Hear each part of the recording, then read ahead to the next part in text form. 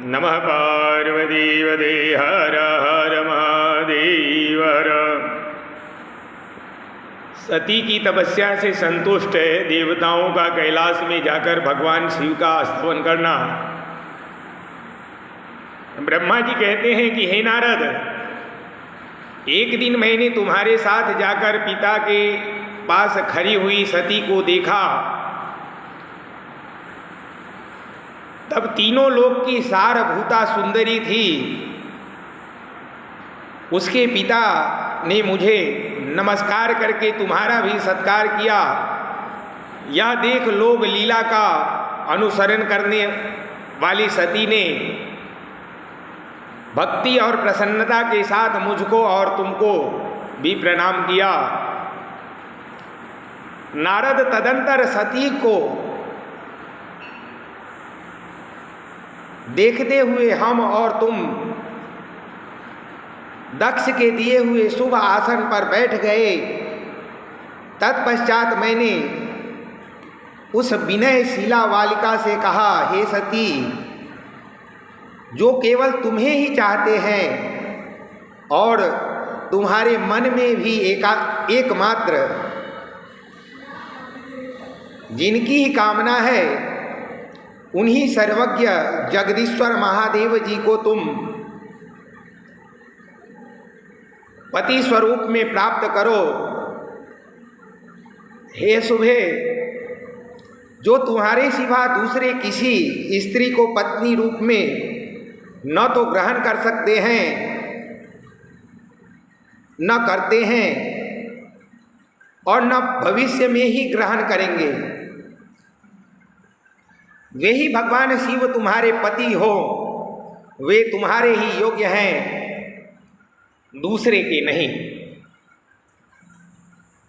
नारद सती से ऐसा कहकर मैं दक्ष के घर में देर तक ठहरा रहा। फिर उनसे विदा ले मैं और तुम दोनों अपने अपने स्थान को चले आए। मेरी बात को सुनकर दक्ष को बड़ी प्रसन्नता हुई। उनकी सारी मानसिक चिंता दूर हो गई और उन्होंने अपनी पुत्री को परमेश्वरी समझकर गोद में बिठा लिया। इस प्रकार कुमारोचित सुंदर लीला विहारों से सुशोभित होती हुई भक्त वत्सला सती, जो स्वेच्छा से मान रूप धारण करके प्रकट हुई थी, कौमारावस्था पर पार कर गई।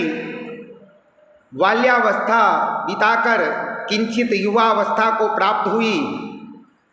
सती अत्यंत तेज एवं शोभा से संपन्न हो संपूर्ण अंगों से मनोहर दिखाई देने लगी। लोकेश दक्ष ने देखा कि सती के शरीर में युवावस्था के लक्षण प्रकट होने लगे हैं।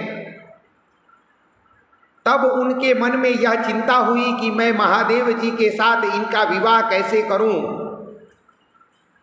सती स्वयं भी महादेव जी को पाने की प्रतिदिन अभिलाषा रखती है।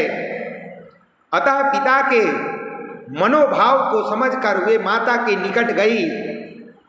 विशाल बुद्धि वाली सती रूपिणी परमेश्वरी शिवा ने अपनी माता वीडिनी से भगवान शंकर की प्रसन्नता के निमित्त तपस्या करने के लिए आज्ञा मांगी। माता की आज्ञा मिल गई। अतः दृढ़ता पूर्वक व्रत का पालन करने वाली सती ने महेश्वर को पति रूप में प्राप्त करने के लिए अपने घर पर ही उनकी आराधना आरंभ की। आश्विन मास में नंदा यानी प्रतिपदा, षष्ठी और एकादशी तिथियों में उन्होंने भक्ति पूर्वक गुड़, भात और नमक चढ़ाकर भगवान शिव का पूजन किया और उन्हें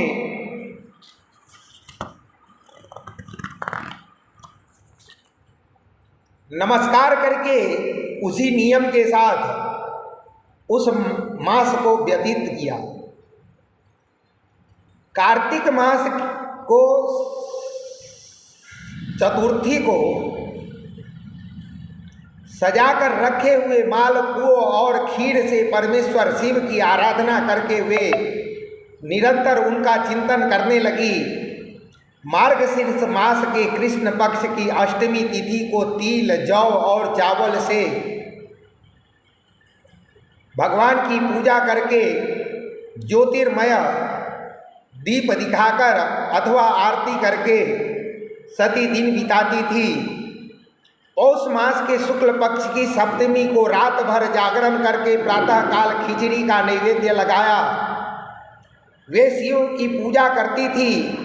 माघ की पूर्णिमा को रात में जागरण करके सवेरे नदी में नहाती और गीले वस्त्र से ही तट पर बैठकर भगवान शंकर की पूजा करती थी। फाल्गुन मास के कृष्ण पक्ष की चतुर्दशी तिथि को रात में जागरण करके उस रात्रि के चारों पहर में शिव जी की विशेष पूजा करती और नटों द्वारा नाटक भी करती थी। चैत्र मास के शुक्ल पक्ष की चतुर्दशी को वे दिन रात शिव का स्मरण करती हुई समय बिताती और ढाक के फूलों तथा दवनों से भगवान शिव की पूजा करती थी।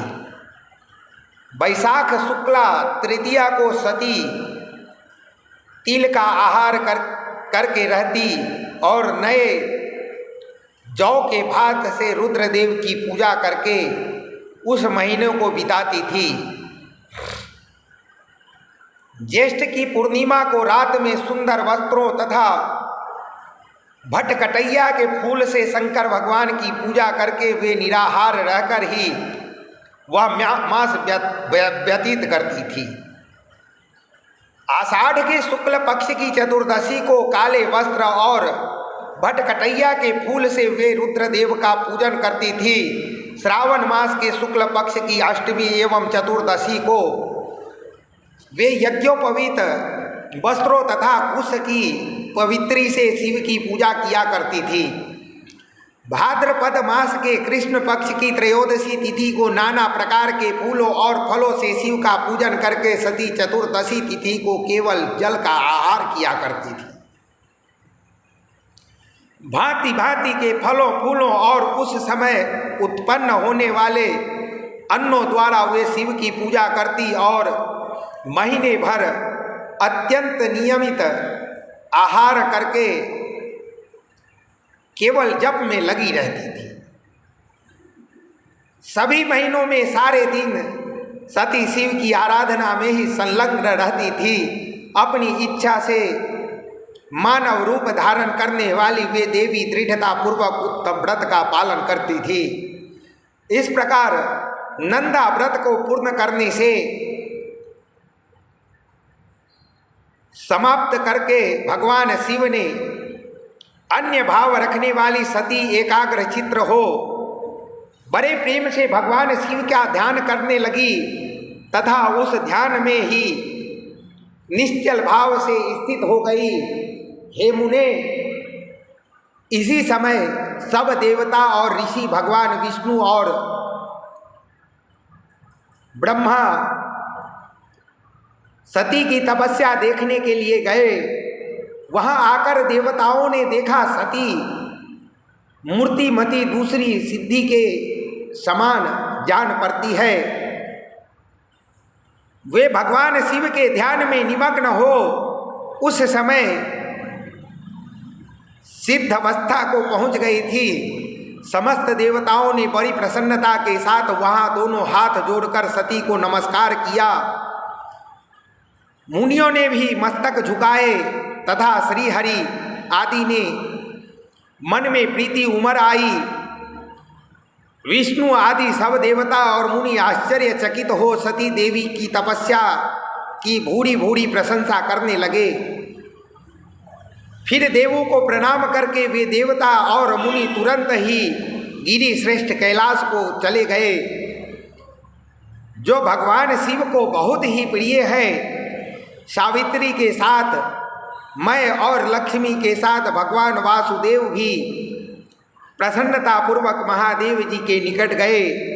वहाँ जाकर भगवान शिव को देखते ही बड़े वेग से प्रणाम करके सब देवताओं ने दोनों हाथ जोड़कर विनती भाव से नाना प्रकार के स्तोत्रों द्वारा उनकी स्तुति करके अंत में कहा कि हे प्रभो, आपकी सत्व, रज और तम नामक जो 3 शक्तियां हैं,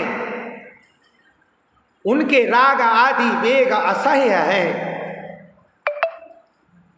वेदत्रयी अथवा लोकत्रयी आपका स्वरूप है। आप शरणागतों के पालक हैं तथा आपकी शक्ति बहुत बड़ी है। उसकी कहीं कोई सीमा नहीं है। आपको नमस्कार है। दुर्गापते, जिनकी इंद्रियां दुष्ट हैं, बस में नहीं हो पाती, उनके लिए आपकी प्राप्ति का कोई मार्ग सुलभ नहीं है। आप सदा भक्तों के उद्धार में तत्पर रहते हैं। आपका तेज छिपा हुआ है। आपको नमस्कार है। आपकी माया शक्ति रूपा जो अहम बुद्धि है, उससे आत्मा का स्वरूप ढक गया है। अतएव यह महामूढ़ बुद्धि जीव अपने स्वरूप को नहीं जान पाता। आपकी महिमा पार पाना अत्यंत कठिन है। हम आप महाप्रभु को मस्तक झुकाते हैं। हे नारद, इस प्रकार महादेव जी की स्तुति करके श्री विष्णु आदि सब देवता उत्तम भक्ति से मस्तक झुकाए प्रभु शिव जी के आगे चुपचाप खड़े हो गए। तब ब्रह्मा जी कहते हैं, श्री विष्णु आदि देवताओं द्वारा की हुई उस स्तुति को सुनकर सबकी उत्पत्ति के हेतुभूत भगवान शंकर बड़े प्रसन्न हुए और जोर जोर से हंसने लगे। मुझ और ब्रह्मा विष्णु को अपनी अपनी पत्नी के साथ आया हुआ देख महादेव जी ने हम लोगों से यथोचित वार्तालाप किया और हमारे आगमन का कारण पूछा। भगवान कहते हैं, हे हरे, हे विधे तथा हे देवताओं और महर्षियों, आज निर्भय होकर यहाँ आपने आने का ठीक ठीक कारण बताओ। तुम लोग किस लिए यहाँ आए हो और कौन सा कार्य आन पड़ा है, वह सब मैं सुनना चाहता हूँ, क्योंकि तुम्हारे द्वारा की गई स्तुति से मेरा मन बहुत प्रसन्न है। हे मुने, महादेव जी के इस प्रकार पूछे जाने पर भगवान विष्णु की आज्ञा से मैंने वार्तालाप आरंभ किया। ब्रह्मा कहते हैं कि हे देवादिदेव महादेव करुणा सागर प्रभु, हम दोनों इस देवताओं और ऋषियों के साथ जिस उद्देश्य से यहाँ आए हैं उसे सुनिए। हे वृषभध्वज, विशेषतः आपके ही लिए हमारा यहाँ आगमन हुआ है, क्योंकि हम तीनों सहारथी हैं। सृष्टि चक्र के संचालन रूप प्रयोजन की सिद्धि के लिए एक दूसरे के सहायक हैं। सहारथी को सदा परस्पर यथा योग्य सहयोग करना चाहिए, अन्यथा यह जगत टिक नहीं सकता। महेश्वर, कुछ ऐसा असुर उत्पन्न होंगे जो मेरे हाथों से मारे जाएंगे, कुछ भगवान विष्णु के और कुछ आपके हाथों नष्ट होंगे। हे महाप्रभु, कुछ असुर ऐसे होंगे जो आपके वीर्य से उत्पन्न पुत्र के हाथ से ही मारे जा सकेंगे। कि हे प्रभु, कभी कोई विरले ही असुर ऐसे होंगे जो माया के हाथों द्वारा वध को प्राप्त होंगे। आप भगवान शंकर की कृपा से ही देवताओं को सदा उत्तम सुख प्राप्त होगा। घोर असुरों का विनाश करके आप जगत को सदा स्वास्थ्य एवं अभय प्रदान करेंगे। अथवा यह भी संभव है कि आपके हाथ से कोई भी असुर न मारे जाए, क्योंकि आप सदा योग युक्त रहते हुए राग द्वेष से रहित है तथा एकमात्र दया करने में ही लगे रहते हैं। हे ईश्वर, यदि वे असुर भी आराधित हो आपकी दया से अनुगृहित होते रहे तो सृष्टि और पालन का कार्य कैसे चल सकता है।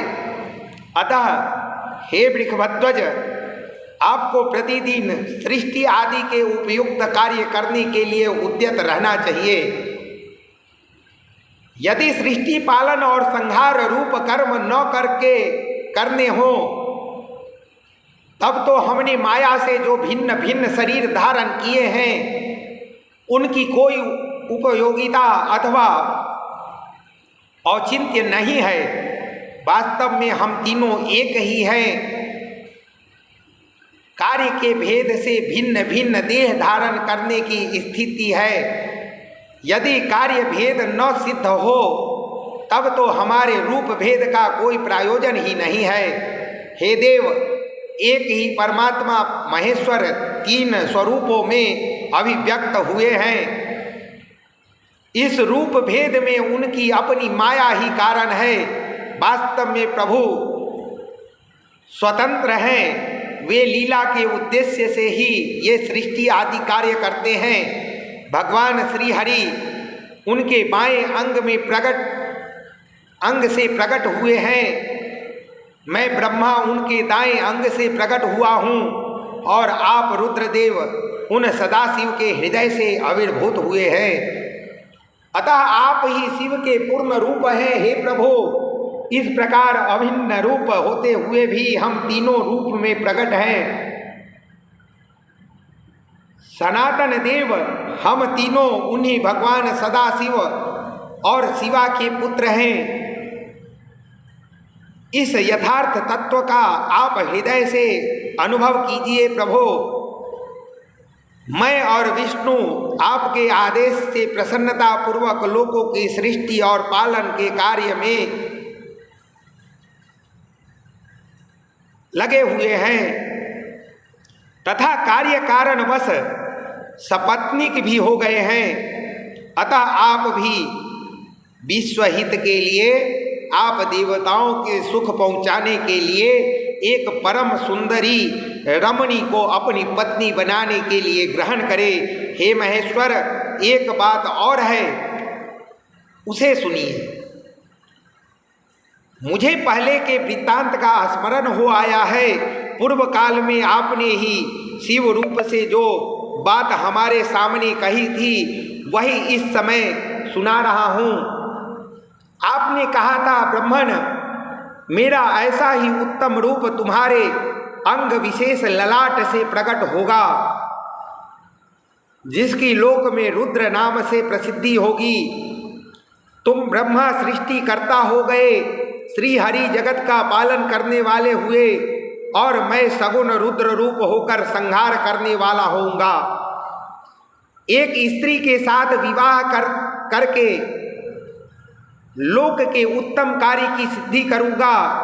अपनी कही हुई इस बात को याद करके आप अपनी ही पूर्व प्रतिज्ञा को पूर्ण कीजिए।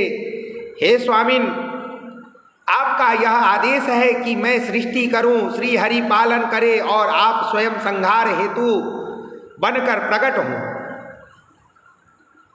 सो आप साक्षात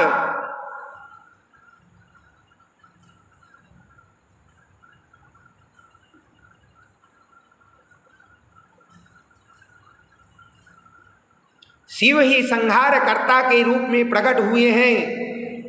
आपके बिना हम दोनों अपना अपना कार्य करने में समर्थ नहीं हैं। अतः आप एक ऐसी कामिनी को स्वीकार करें जो लोकहित के कार्य में तत्पर रहे। हे शंभो, जैसे लक्ष्मी भगवान विष्णु की और सावित्री मेरी सहधर्मिणी है, उसी प्रकार आप इस समय अपनी जीवन सहचरी प्राण वल्लभा को ग्रहण करें। मेरी यह बात सुनकर लोकेश्वर महादेव जी के मुख पर मुस्कुराहट दौड़ आई। वे श्री हरि के सामने मुझसे इस प्रकार बोले, हे ब्राह्मण, हरे, तुम दोनों मुझे सदा ही अत्यंत प्रिय हो। तुम दोनों को देखकर मुझे बड़ा आनंद मिलता है। तुम लोग समस्त देवताओं में श्रेष्ठ तथा त्रिलोकों के स्वामी हो। लोकहित के कार्य में मन लगाए रहने वाले तुम दोनों का वचन मेरी दृष्टि में अत्यंत गौरवपूर्ण है। किंतु सूर्यश्रेष्ठगण, मेरे लिए विवाह करना उचित नहीं होगा, क्योंकि मैं तपस्या में संलग्न रहकर सदा संसार से विरक्त रहता हूँ और योगी के रूप में मेरी प्रसिद्धि है, जो निवृत्ति के सुंदर मार्ग पर स्थित है। अपने आत्मा के में ही रमन करता, आनंद मानता है, निरंजन है, जिसका शरीर अवधूत दिगंबर है, जो ज्ञानी आत्मदर्शी और कामना से शून्य है, जिसके मन में कोई विकार नहीं है, जो भोग से दूर रहता है तथा जो सदा अपवित्र और अमंगल वेशधारी है, उसे संसार में कामनी से क्या प्रयोजन है। यह इस समय मुझे बताओ तो सही। मुझे तो सदा केवल योग में लगे रहने पर ही आनंद आता है। ज्ञानहीन पुरुष ही योग को छोड़कर भोग को अधिक महत्व देता है। संसार में विवाह करना पराये बंधन में बांधना है। इसे बहुत बड़ा बंधन समझना चाहिए। इसके लिए मैं सत्य सत्य कहता हूँ, विवाह के लिए मेरे मन में थोड़ी सी भी अभिरुचि नहीं है। आत्मा ही अपना उत्तम अर्थ या स्वार्थ है। उसका भली भांति चिंतन करने के कारण मेरे लौकिक स्वार्थ में प्रवृत्ति नहीं होती। तथापि जगत के हित के लिए तुमने जो कुछ कहा है उसे करूँगा। तुम्हारे वचन को गिरिष्ट मानकर अथवा अपनी कही हुई बात को पूर्ण करने के लिए मैं अवश्य विवाह करूँगा, क्योंकि मैं सदा भक्तों के बस में रहता हूँ। परंतु मैं जैसी नारी को प्रिय पत्नी के रूप में ग्रहण करूँगा और जैसी शर्त के साथ करूँगा उसे सुनो। हरे ब्राह्मण, जो कुछ कहता हूँ वह सर्वथा उचित ही है। जो नारी मेरी तेज को विभाग पूर्वक ग्रहण कर सके, जो योगिनी तथा इच्छानुसार रूप धारण करने वाली हो, उसी को तुम पत्नी बनाने के लिए मुझे बताओ। जब मैं योग में तत्पर रहूं तब उसे भी योगिनी बनकर रहना होगा, और जब मैं कामासक्त हूँ तब उसे भी कामिनी के रूप में ही मेरे पास रहना होगा। वेद वेत्ता विद्वान जिन्हें अविनाशी बतलाते हैं, उन ज्योति स्वरूप सनातन शिव का मैं सदा चिंतन करता हूँ और करता रहूँगा। ब्राह्मण, उस सदाशिव के चिंतन में जब मैं न लगा हूँ तभी उस भामिनी के साथ मैं समागम कर सकता हूँ। जो मेरे शिव चित्त में विघ्न डालने वाली होगी वह जीवित नहीं रह सकती। उसे अपने जीवन से हाथ धोना पड़ेगा। तुम विष्णु और मैं तीनों ही ब्रह्म स्वरूप शिव के अंशभूत हैं। अतः हे महाभागगण, हमारे लिए उनका निरंतर चिंतन करना ही उचित है। कमलासन, उनके चिंतन के लिए मैं बिना विवाह के भी रह लूँगा, किंतु उनका चिंतन छोड़कर विवाह नहीं करूँगा। अतः तुम मुझे ऐसी पत्नी प्रदान करो जो सदा मेरे कर्म के अनुकूल चल सके। ब्राह्मण, उसमें भी मेरी एक और शर्त है, उसे तुम सुनो। यदि उस स्त्री का मुझ पर और मेरे वचन पर अविश्वास होगा तो मैं उसे त्याग दूंगा। उनकी यह बात सुनकर मैंने और श्री हरि ने मंद मुस्कान के साथ मन ही मन प्रसन्नता का अनुभव किया और फिर मैं विनम्र होकर बोला, हे नाथ, हे महेश्वर, हे प्रभु, आपने जैसी नारी की खोज आरंभ की है वैसी ही स्त्री के विषय में मैं आपको प्रसन्नता पूर्वक कह रहा हूँ। साक्षात सदाशिव की धर्म पत्नी जो उमा है वे ही जगत का कार्य सिद्ध करने के लिए भिन्न भिन्न रूप में प्रकट हुई है। हे प्रभु, सरस्वती और लक्ष्मी ये दो रूप धारण करके वे पहले ही यहाँ आ चुकी हैं। इनमें लक्ष्मी तो श्री विष्णु की प्राण वल्लभा हो गई है और सरस्वती मेरी अब हमारे लिए वे तीसरा रूप धारण करके प्रकट हुई है। हे प्रभु, लोकहित का कार्य करने की इच्छा वाली देवी शिवा दक्ष पुत्री के रूप में अवतीर्ण हुई है। उनका नाम सती है। सती ही ऐसी भार्या हो सकती है जो सदा आपके लिए हितकारिणी हो। हे देवेश, महातेजस्विनी सती आपके लिए आपको पति रूप में प्राप्त करने के लिए दृढ़ता पूर्वक कठोर व्रत का पालन करती हुई तपस्या कर रही है।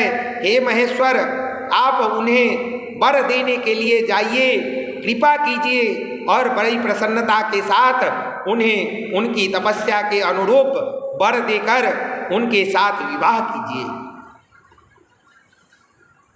तब शंकर भगवान विष्णु की मेरी तथा इस संपूर्ण देवताओं की इच्छा है, आप अपनी शुभ दृष्टि से हमारी इस इच्छा को पूर्ण कीजिए जिससे हम आदर पूर्वक इस उत्सव को देख सके। ऐसा होने से तीनों लोकों में सुख देने वाला परम मंगल होगा और सबकी सारी चिंता मिट जाएगी, इसमें संशय नहीं है। तदंतर मेरी बात समाप्त होने पर लीला विग्रह धारण करने वाले भक्तवत्सल महेश्वर से मधुसूदन अच्युत ने इसी का समर्थन किया। तब भक्तवत्सल भगवान शिव ने हंसकर कहा, बहुत ऐसा अच्छा, ऐसा ही होगा। उनके ऐसा कहने पर हम दोनों उनसे आज्ञा ले अपनी अपनी पत्नी तथा देवताओं और मुनियों के साथ अत्यंत प्रसन्न हो अपने अभीष्ट स्थान को चले गए। तब ब्रह्मा जी कहते हैं कि हे मुने, इधर सती ने आश्विन मास के शुक्ल पक्ष की अष्टमी तिथि को उपास करके भक्ति भाव से सर्वेश्वर शिव का पूजन किया। इस प्रकार नंदा व्रत पूर्ण होने पर नवमी तिथि के दिन में ध्यान मग्न हुई सती को भगवान शिव ने प्रत्यक्ष दर्शन दिया। उनका श्री विग्रह सर्वांग सुंदर एवं गौर वर्ण का तथा उनके 5 मुख थे और प्रत्येक मुख में 3 नेत्र थे। भाल देश में चंद्रमा शोभा दे रहा था। उनका चित्त प्रसन्न था और कंठ में नील चिन्ह दृष्ट गोचर होता था। उनके 4 भुजाएं थी। उन्होंने हाथों में त्रिशूल, ब्रह्म कपाल, वर तथा अभय धारण कर रखे थे। भस्ममय अंगराग से उनका सारा शरीर उद्भासित हो रहा था। गंगा जी उनके मस्तक की शोभा बढ़ा रही थी। उनके सभी अंग बड़े मनोहर थे। वे महान लावण्य के धाम जान पड़ते थे। उनके मुख करोड़ों चंद्रमाओं के समान प्रकाशमय एवं आह्लादजनक थे। उनकी अंग कांति करोड़ों कामदेवों को तिरस्कृत कर रही थी तथा उनकी आकृति स्त्रियों के लिए सर्वथा ही प्रिय थी। सती ने ऐसा सौंदर्य माधुर्य से युक्त प्रभु महादेव जी को प्रत्यक्ष देखकर उनके चरण की वंदना की। उस समय उनका मुख लज्जा से झुका हुआ था। तपस्या में पुण्य का फल प्रदान करने वाले महादेव जी उन्हीं के लिए कठोर व्रत धारण करने वाली सती को पत्नी बनाने के लिए प्राप्त करने की इच्छा रखते हुए भी उनसे इस प्रकार बोले। महादेव जी ने कहा, उत्तम व्रत का पालन करने वाली दक्ष नंदिनी, मैं तुम्हारे इस व्रत से बहुत प्रसन्न हूँ, इसलिए कोई वर मांगो। तुम्हारे मन में जो अभीष्ट होगा वही वर मैं तुम्हें दूंगा। तब ब्रह्मा जी कहते हैं कि हे मुने, जगदीश्वरी महादेव जी यद्यपि सती के मनोभाव को जानते थे तो भी उनकी बात सुनने के लिए बोले कोई वर मांगो, परंतु शिव लज्जा के अधीन हो गई थी, इसलिए उनके हृदय में जो बात थी उसे वे स्पष्ट शब्द में कह न सकी। उनका जो अभिष्ट मनोरथ था वह लज्जा से आच्छादित हो गया। प्राण वल्लभ शिव का प्रिय वचन सुनकर सती अत्यंत प्रेम मग्न हो गई। इस बात को जानकर भक्त वत्सल भगवान शंकर बड़े प्रसन्न हुए और शीघ्रता पूर्वक बारंबार कहने लगे, वर मांगो वर मांगो। सत्पुरुषों के आश्रय भूत अंतर्यामी शंभु सती की भक्ति से वशीभूत हो गए थे। तब सती ने अपनी लज्जा को रोककर महादेव जी से कहा कि वर देने वाले प्रभु, मुझे मेरी इच्छा के अनुसार ऐसा वर दीजिए जो टल न सके। भक्तवत्सल भगवान शंकर ने देखा सती अपनी बात पूरी नहीं कह पा रही है, तब वे स्वयं ही उनसे बोले, हे देवी, तुम मेरी भार्या हो जाओ।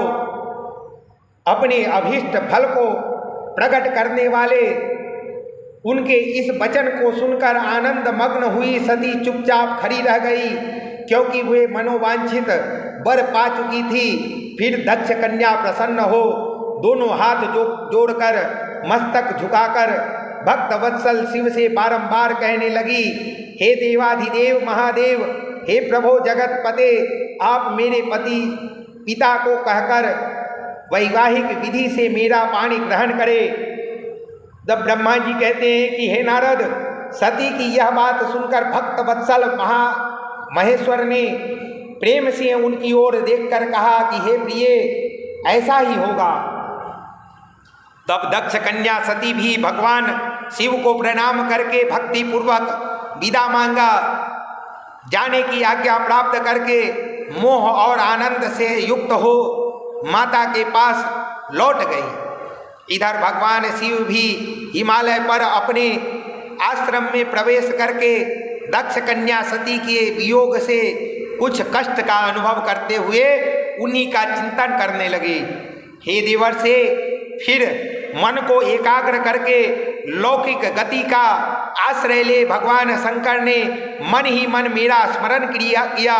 त्रिशूलधारी महेश्वर के स्मरण करने पर उनकी सिद्धि से प्रेरित हो मैं तुरंत ही उनके सामने जा खड़ा हुआ।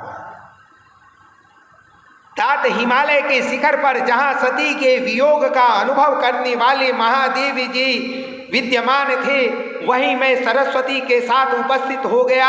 हे देवर्षि, सरस्वती सहित मुझे आया देख सती के प्रेम पास में बंधे हुए शिव उत्सुकता पूर्वक बोले, हे ब्रह्मन, मैं जब से विवाह के कार्य में स्वार्थ बुद्धि कर बैठा हूँ, तब से अब मुझे इस स्वार्थ में ही स्वप्रतीत होता है। दक्ष कन्या सती ने बड़ी भक्ति से मेरी आराधना की है। उसे नंदा व्रत के प्रभाव से मैंने उसे अभीष्ट वर देने की घोषणा की। ब्राह्मण तब उसने मुझसे यह वर मांगा कि आप मेरे पति हो जाइए। यह सुनकर सर्वथा संतुष्ट हो मैंने भी कह दिया कि तुम मेरी पत्नी हो जाओ। तब दक्षायणी सती मुझसे बोली, जगतपते, आप मेरे पिता को सूचित करके वैवाहिक विधि से मुझे ग्रहण करें। ब्राह्मण उसकी भक्ति से संतोष होने के कारण मैंने उसका यह अनुरोध भी स्वीकार कर लिया। विधाता, तब सती अपनी माता के घर चली गई और मैं यहाँ चला आया। इसलिए अब तुम मेरी आज्ञा से दक्ष के घर जाओ और ऐसा यत्न करो जिससे प्रजापति दक्ष शीघ्र ही मुझे अपनी कन्या का दान कर दे। उनके इस प्रकार आज्ञा देने पर मैंने कृत्य और प्रसन्न हो गया तथा उस भक्त वत्सल विश्वनाथ से इस प्रकार बोला, हे भगवान शंभो, आपने जो कुछ कहा है उस पर भली भांति विचार करके हम लोगों ने पहले ही उसे सुनिश्चित कर दिया है। हे वृषभध्वज, इसमें मुख्यतः देवताओं का और मेरा भी स्वार्थ है। दक्ष स्वयं भी आपको अपनी पुत्री प्रदान करेंगे, किंतु आपकी आज्ञा से मैं भी उनके सामने अपना संदेश कह दूंगा।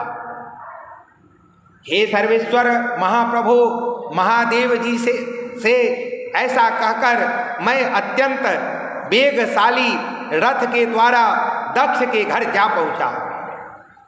तब नारद जी पूछते हैं कि वक्ताओं में श्रेष्ठ महाभाग विधाता, बताइए, जब सती घर पर लौटकर आई तब दक्ष ने उनके लिए क्या किया?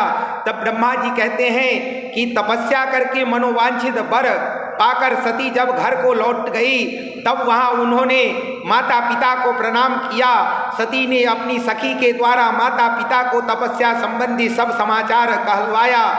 सखी ने यह भी सूचित किया कि सती को महेश्वर से वर की प्राप्ति हुई है। वे सती की भक्ति से बहुत संतुष्ट हुए और सखी के मुंह से सारा वृत्तांत सुनकर माता पिता को बड़ा आनंद प्रकट हुआ और उन्होंने महान उत्सव किया। उदार चेता दक्ष और महामनस्विनी वीडिनी ने ब्राह्मणों को उनकी इच्छा के अनुसार द्रव्य दिया तथा अन्य अंधों और दीनों को भी धन बांटा। प्रसन्नता बढ़ाने वाली अपनी पुत्री को हृदय से लगाकर माता वीडिनी ने उनका मस्तक सूंघा और आनंद मग्न हो उसकी बारंबार प्रशंसा की। तदंतर कुछ काल व्यतीत होने पर धर्मज्ञों ने श्रेष्ठ दक्ष इस चिंता में पड़े थे कि मैं अपनी इस पुत्री का विवाह भगवान शंकर के साथ किस तरह करूं। महादेव जी की प्रसन्नता के लिए क्या करें। महादेव जी प्रसन्न होकर आए थे पर वे तो चले गए। अब मेरी पुत्री के लिए वे फिर कैसे यहाँ आएंगे? यदि किसी को शीघ्र ही भगवान शंकर के निकट भेजा जाए तो यह भी उचित नहीं जान पड़ता, क्योंकि यदि वे इस तरह अनुरोध करने पर भी मेरी पुत्री को ग्रहण न करें तो मेरी याचना निष्फल हो जाएगी। इस प्रकार की चिंता में पड़े हुए प्रजापति दक्ष के सामने मैं सरस्वती के साथ सहसा उपस्थित हुआ। मुझ पिता को आया देखकर दक्ष प्रणाम करके विनीत भाव से खड़े हो गए और उन्होंने मुझ स्वयंभू को यथा योग्य आसन दिया। तदंतर दक्ष ने जब मेरे आने का कारण पूछा तब मैंने सब बातें बताकर उनसे कहा कि हे प्रजापते, भगवान शंकर ने तुम्हारी पुत्री को प्राप्त करने के लिए निश्चय ही मुझे तुम्हारे पास भेजा है। इस विषय में जो श्रेष्ठ कृत्य हो उसका निश्चय करो। जैसे सती नाना प्रकार के भावों से तथा सात्विक व्रत के द्वारा भगवान शिव की आराधना की है, उसी तरह वे भी सती की आराधना करते हैं। इसलिए दक्ष भगवान शिव के लिए ही संकल्पित एवं प्रकट हुई अपनी इस पुत्री को तुम अविलंब उनकी सेवा में सौंप दो। इससे तुम कृत्य हो जाओगे। मैं नारद के साथ जाकर उन्हें तुम्हारे घर ले आऊंगा, फिर तुम उनके लिए उत्पन्न हुई अपनी यह पुत्री उनके हाथ में दे दो। तब ब्रह्मा जी कहते हैं कि हे नारद, मेरी यह बात सुनकर मेरे पुत्र दक्ष को बड़ा हर्ष हुआ। वे अत्यंत प्रसन्न होकर बोले, हे पितामह, ऐसा ही होगा मुने। तब मैं अत्यंत हर्षित हो वहाँ से उस स्थान को लौट आया जहाँ लोक कल्याण में तत्पर रहने वाले भगवान शिव बड़ी उत्सुकता से मेरी प्रतीक्षा कर रहे थे। हे नारद, मेरे लौट आने पर स्त्री और पुत्र सहित प्रजापति दक्ष भी पूर्ण काम हो गए। वे इतने संतुष्ट हुए मानो अमृत पीकर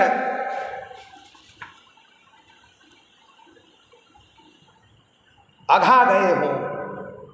तब ब्रह्मा जी कहते हैं कि हे नारद, तदंतर मैं हिमालय के कैलाश शिखर पर रहने वाले परमेश्वर महादेव शिव को लोगों के लिए प्रसन्नता पूर्वक उनके पास गया और उनसे इस प्रकार बोला, हे वृषभध्वज, सती के लिए मेरे पुत्र दक्ष ने जो बात कही है उसे सुनिए और जिस कार्य को वे अपने लिए असाध्य मानते हैं उसे सिद्ध हुआ ही समझिए। दक्ष ने कहा है कि मैं अपनी पुत्री भगवान शिव के ही हाथ में दूंगा, क्योंकि उन्हीं के लिए यह उत्पन्न हुई है।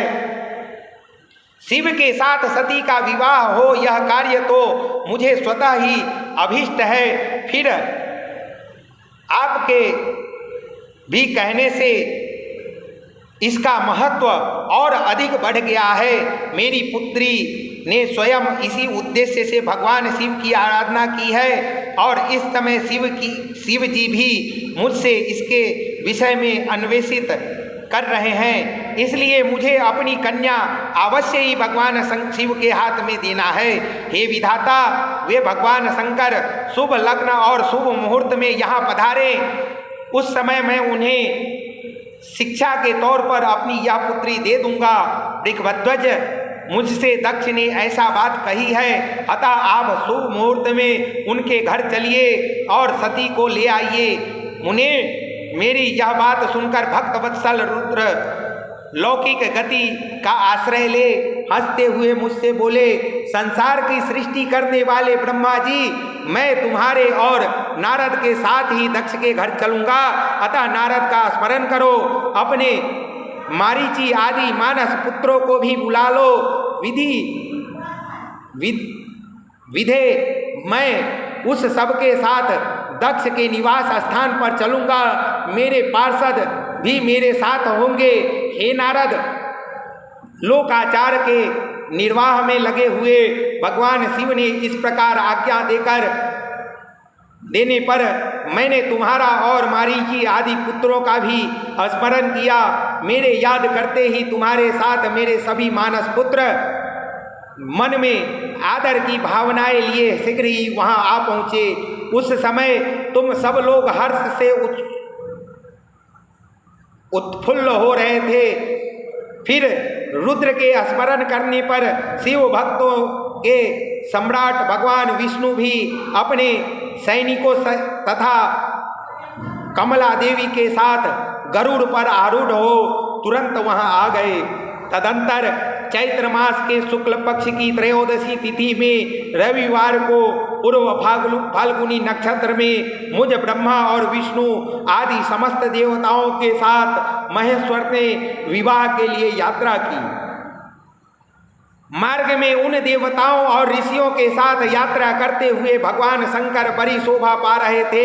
वहां जाते हुए देवताओं, मुनियों तथा आनंद मग्न मन वाले प्रमथ गणों का रास्ते में बड़ा उत्सव हो रहा था। भगवान शिव की इच्छा से वृषभ, व्याघ्र, सर्प, जटा और चंद्रकला आदि सब के सब उनके लिए यथा योग्य आभूषण बन गए।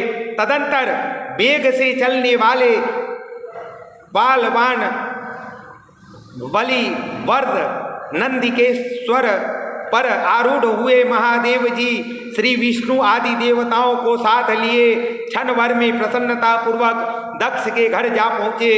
वहाँ विनीत चित्त वाले प्रजापति दक्ष को समस्त आत्मीय जनों के साथ भगवान शिव की अगवानी के लिए उनके सामने आए। उस समय उनके समस्त अंगों में हर्ष जनित रोमांच हो आया था। स्वयं दक्ष ने अपने द्वार पर आए हुए समस्त देवताओं का सत्कार किया। वे सब लोग सुरश्रेष्ठ शिव को बिठाकर उनके पार्श्वभाग में स्वयं भी मुनियों के साथ क्रमशः बैठ गए। इसके बाद दक्ष ने मुनियों सहित समस्त देवताओं की परिक्रमा की। उन सबके साथ भगवान शिव को घर के भीतर ले गए और उस समय दक्ष के मन में बड़ी प्रसन्नता थी। उन्होंने सर्वेश्वर शिव को उत्तम आसन देकर स्वयं ही विधि पूर्वक उनका पूजन किया। तत्पश्चात विष्णु का, मेरा, ब्राह्मणों का, देवताओं का और समस्त शिवगणों का भी यथोचित विधि से उत्तम भक्ति भाव के साथ पूजन किया। इस तरह पूजनीय पुरुषों तथा अन्य लोगों सहित उन सबका यथोचित आदर सत्कार करके दक्ष ने मेरे मानस पुत्र मारीची आदि मुनियों के साथ आवश्यक सलाह की। इसके बाद मेरे पुत्र दक्ष ने मुझ पिता से मेरे चरण में प्रणाम करके प्रसन्नता पूर्वक कहा कि हे प्रभु, आप ही वैवाहिक कार्य करें। तब मैं भी हर्ष भरे हृदय से बहुत अच्छा कहकर उठा और वह सारा कार्य करने लगा। तदंतर ग्रहों के बल से युक्त शुभ लग्न और मुहूर्त में दक्ष ने हर्षपूर्वक अपनी पुत्री सती का हाथ भगवान शंकर के हाथ में दे दिया। उस समय हर्ष से भरे हुए भगवान वृषभध्वज ने भी वैवाहिक विधि से सुंदरी दक्ष कन्या का पानी ग्रहण किया। फिर मैंने श्री हरि के ने तुम तथा अन्य मुनियों ने, देवताओं और प्रथम गणों ने भगवान शिव को प्रणाम किया और सबने नाना प्रकार की स्तुति द्वारा उन्हें संतुष्ट किया। उस समय नाच गान के साथ महान उत्सव मनाया गया। समस्त देवताओं और मुनियों को बड़ा आनंद प्राप्त हुआ। भगवान शिव के लिए कन्यादान करके मेरे पुत्र दक्ष कृतार्थ हो गए। शिवा और शिव प्रसन्न हुए तथा सारा संसार मंगल का निकेत बन गया। तो प्रेम से बोलिए शंकर भगवान की जय। शिव और सती मात की जय। आनंद कंद भगवान की जय। नमः पार्वती पदे हर हर महादेव हर। तो इस प्रकार सती के तपस्या से प्रसन्न होकर भगवान ने सती को वरदान दिया और सती के साथ उनका विवाह संपन्न हुआ।